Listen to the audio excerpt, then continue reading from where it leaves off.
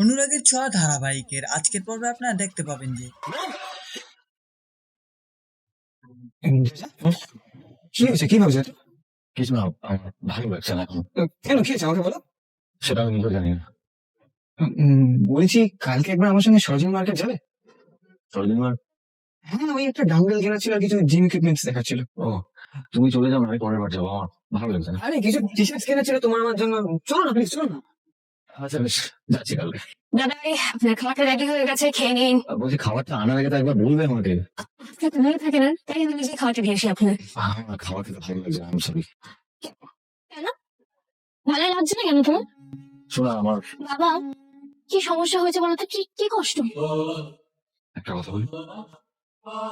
তখন ওই মহিলা আমাদের বাড়িতে এলেন, তুমি ওনার সাথে ওভাবে কথা বললে, হাতে চোখে চিৎকার করলে, কি মনে করলেন উনি প্রথমবার আমাদের বাড়িতে এসে? এগুলো ঠিক?